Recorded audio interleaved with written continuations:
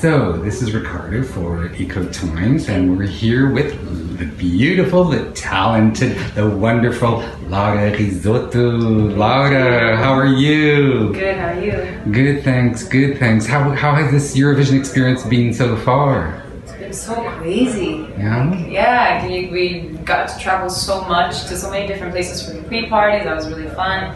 And just meeting all these artists from these different countries and performing for this amazing crowd. It's very surreal, to be honest. It's amazing. It feels like a dream, really. Mm-hmm. Have you made friends so far with any of the other artists? Yes. Yeah, we hang out all the time because we're traveling together, right? So, and we're all musicians. We're all passionate about music and art, so we get along. I like Eva a lot from Lithuania. She's the cutie patootie. Yeah, she's very young, isn't she? Yeah, I believe so, yeah. And she's just super nice. I like her a lot. There are a lot of other candidates I like too. I like Mikoslav from Czech Republic. Everyone. The guys from Switzerland, they're so nice. The brothers, the Zips, very cool people too. Yeah, what's been the most difficult part of all this? Most difficult? I think most of it, maybe I'm a perfectionist sometimes with my work.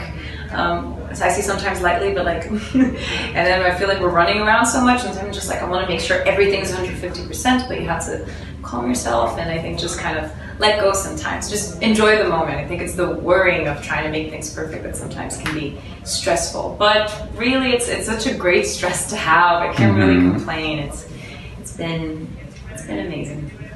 Where were you a year ago as compared to now? A year ago, I was graduating for my master's in music and music ed in Columbia, in New York.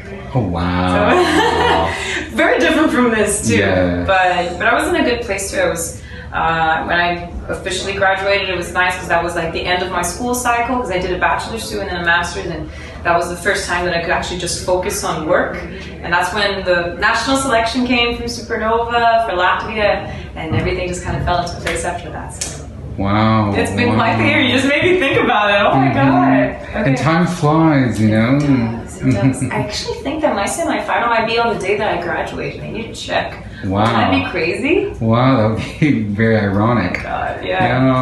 Wow. And graduation from Eurovision. Yeah, well that's going out with a bang, to say the least. Yeah, oh for sure. I'll take it. Yeah, and so what is your master's in specifically? What specific area did you choose? It's a master in the arts and focused in music and music education. You know, I was in languages and sort of literature, so our sort of curriculum is very different from that of arts. Is there a written thesis in the end about the master's, or is it?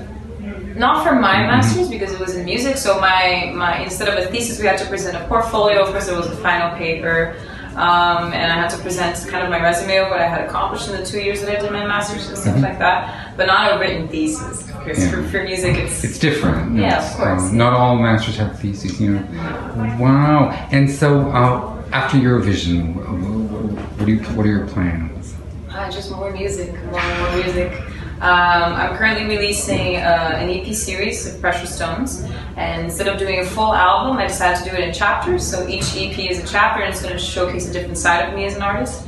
The first one is Ruby, and it's already out. There's one more song that's missing, and it will be out right after Eurovision, so stay tuned. Oh, very good. Yeah, I'm so excited. I shot the music video for it in Paris, and I'm really excited about the song.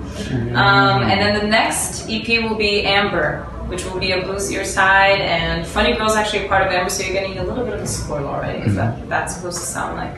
But yeah, just releasing music, performing, and I don't know how things will be after as well. You never know. It's a great opportunity to perform for this many people. So. Yeah. But I'm just excited to release more music. I have so much like in my pocket that I'm waiting. So, yeah. Where does the passion for music come from? I feel like I've always had that since I was a kid.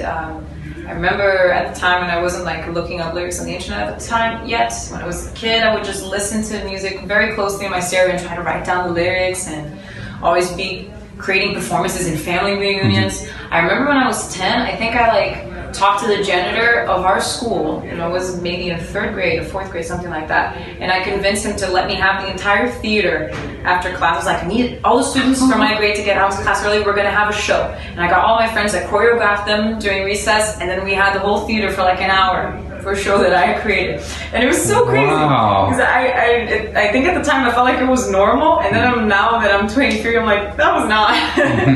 It's crazy. So I've always loved art. I've always loved music and performing, and I think I just found my purpose in it too, to find a way to connect with people and bring light to people with my music and my work. And yeah, I think it's just always been a natural thing. Oh, amazing. Thank you. If Caetano Veloso walked in and greeted you, what would you ask him? If who? Caetano Veloso. Caetano Veloso? Oh my God. I don't know. I've actually met him briefly when I was 15, 16. Because at that time I was signed with Universal Music Brazil. Oh, yes. And I remember going to one of his concerts in Vivo Rio. And it was amazing. I think they had like a Asa Delta on stage. Oh, okay. I don't know how to say that in English. A hang glider. Yeah, I think so. I hope so. Well, like, let's say he had a huge kite. I'm gonna call it a huge kite just in case.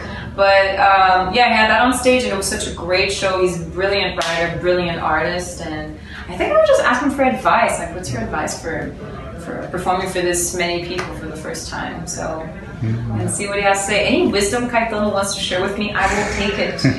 Very grateful. Yeah. Yeah, he's a classic. I know. We have 2 Brazilians this year. Isn't it cool? Yeah, that's wonderful. Yeah, very, very excited. Well, thank you very much, Lara. Thank you, pleasure.